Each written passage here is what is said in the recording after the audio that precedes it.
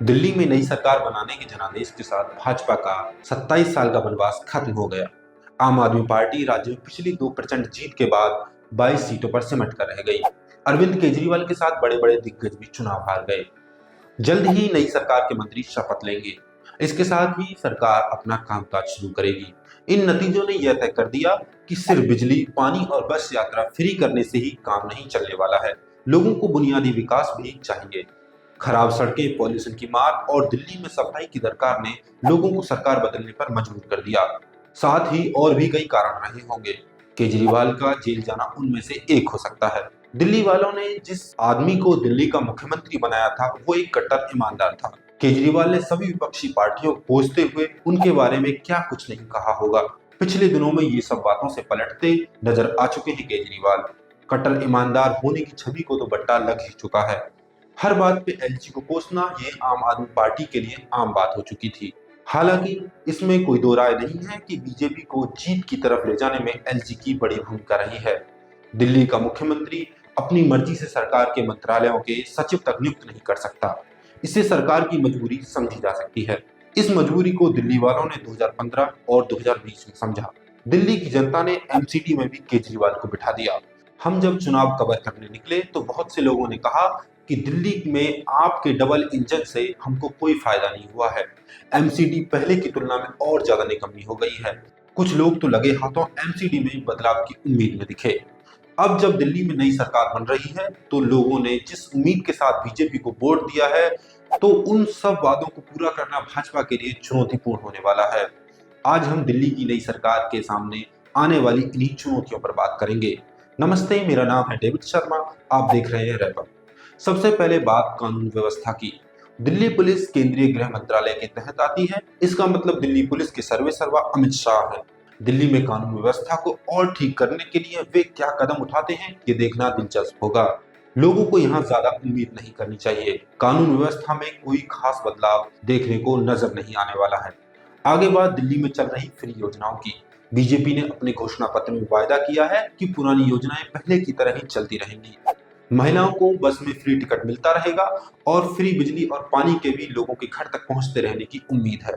ऐसा नहीं हुआ तो भाजपा को दिल्ली वाले फिर से 27 साल के लिए कला खिला देंगे। बाकी बीजेपी को महिलाओं को हर महीने 2500 रुपए दिए जाने का वादा भी पूरा करना होगा। हालांकि दिल्ली का बजट राज्य के खर्च को आसानी से सहने वाला बनता रहा है, लेकिन 31 साल में पहली बार दिल्ली सरकार घाटे में जा सकती है। टाइम्स ऑफ इंडिया के मुताबिक दिल्ली की आमदनी 62,000 करोड़ रुपए होने का अनुमान है, जबकि खर्च 64,000 तक पहुंचने का अनुमान बताया जा रहा है। जिन फ्री की योजनाओं को चलाने की वजह से केजरीवाल सड़क और सफाई और स्वास्थ्य जैसी सुविधाओं पर ध्यान नहीं दे पाए, क्या इनकी वजह से बीजेपी के लिए और बड़ी मुश्किलें खड़ी नहीं होने वाली हैं? बीजेपी की अपनी घोषणाओं पर अमल करने के लिए 25,000 करोड़ रुपए की और जरूरत पड़ेगी। दिल्ली सरकार ने पिछले सालों में इंफ्रास्ट्रक्चर के लिए जितना बजट रखा था उसमें से 61% ही खर्च किया। इसका नतीजा है कि दिल्ली की सड़कों की मरम्मत नहीं हो पा रही है। एक एक पुल के निर्माण से करोड़ों रुपए बचाने वाली दिल्ली सरकार ने नई सड़कें और पुलों का काम रोक दिया था। बीजेपी का काम बेहद मुश्किल होने वाला है। स्वास्थ्य के मुद्दे पर बीजेपी ने कोई खास वायदा नहीं किया। घोषणा पत्र में आयुष्मान भारत योजना को लागू करने की बात कही गई है। मोहल्ला क्लिनिक को बीजेपी सही नीयत से नहीं देखती नजर आई है अभी तक। हो सकता है कि इन क्लिनिक्स को बंद कर दिया जाए या बजट कम कर दिया जाए। बीजेपी को एमसीडी में आप सरकार से सामंजस्य बिठाकर काम करना होगा। गलियों से कूड़ा साफ करने के साथ साथ दिल्ली के कूड़े के पहाड़ों को भी ठिकाने लगाने पर नई सरकार को काम करने की जरूरत होगी। केजरीवाल वादा करके कूड़ों के इन पहाड़ों को टस से मस नहीं कर पाए हैं। दिल्ली में पीने का साफ पानी लोगों तक पहुंचाना भी बीजेपी के लिए साख का सवाल होगा। अब बात यमुना सफाई की। केजरीवाल पिछले 2 पूर्ण कार्यकाल के बावजूद यमुना की सफाई के लिए तीसरे कार्यकाल की मांग कर रहे थे, लेकिन पब्लिक ने उनको चलता कर दिया। लोगों की उम्मीद है कि जिस तरह से नमामि गंगे योजना के तहत जिस जर्मन और जापानी तकनीक की मदद से गंगा की सफाई की गई वैसे ही यमुना को साफ किया जाएगा। आपको बता दें, नमामि गंगे का पूरा बजट भी खर्च नहीं कर पाई केंद्र की बीजेपी सरकार। सफाई तो दूर की बात है, कानपुर में गंगा बिल्कुल दिल्ली में यमुना की तरह प्रदूषित है। कहें कि मोदी पूरी तरह से इस योजना को लेकर विफल हुए हैं। इस योजना का कार्यभार संभालने वाली उमा भारती का भी आजकल कोई अता पता नहीं है। वैसा ही हाल इस नमामि गंगे योजना का है। दिल्ली के छोटे से एरिया के अंदर यमुना इतनी ज्यादा प्रदूषित हो जाती है कि ये नदी मरने की कगार पर आ गई है। जब बीजेपी की डबल इंजन की सरकार उत्तर प्रदेश में गंगा की दशा को सुधारने में कामयाब नहीं हुई है, तो ये लोग यमुना साफ कर पाएंगे? लगता तो नहीं। प्रधानमंत्री मोदी बनारस तक में नालों के पानी का ट्रीटमेंट कराकर गंगा में छोड़ने की बात को अभी तक पूरा नहीं कर पाए हैं। आप किस मुंह से यमुना की सफाई की उम्मीद करते हैं? हो पाए तो सोने पे सुहागा। अब बात प्रदूषण की।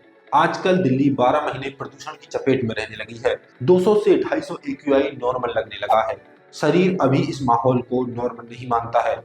हमारा शरीर विकास के कई चरणों से गुजरा है, जिसे अंग्रेजी में इवोल्यूशन कहा जाता है। अभी तक हमारा शरीर साफ हवा में रहने के लिए बना है। क्या पता आने वाले सालों में शरीर इस प्यारी सी गंदी हवा में रहना सीख जाए, ऑक्सीजन की जगह CO2 का प्रयोग कर शरीर चलने लगे। लेकिन ऐसा कब तक होगा? ऐसा होने से पहले जरूरत है हमें जिंदा रहने के लिए साफ हवा की। तो दिल्ली की नई सरकार सुनिए, हवा को ठीक करने पर टकटकी लगाकर ध्यान दीजिएगा। आपके पास LG वाला बहाना भी नहीं होगा। बीजेपी वालों, अब ये मत बोलना कि MCD हमारे पास नहीं थी, नहीं तो यमुना और हवा दोनों साफ हो जाती। खराब हवा के कारण आने वाले दिनों में कितने लोग बीमार होने वाले हैं। बच्चे, बूढ़े कितने बुरी तरह इसकी चपेट में अभी से ही हैं। नई सरकार आप सब छोड़कर दिल्ली की हवा साफ कर दो। 2050 तक आपको ही चुनेंगे दिल्ली वाले।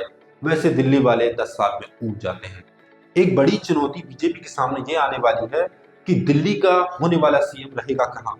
क्या उसी CM आवास यानी शीश महल में जहां केजरीवाल रहते थे?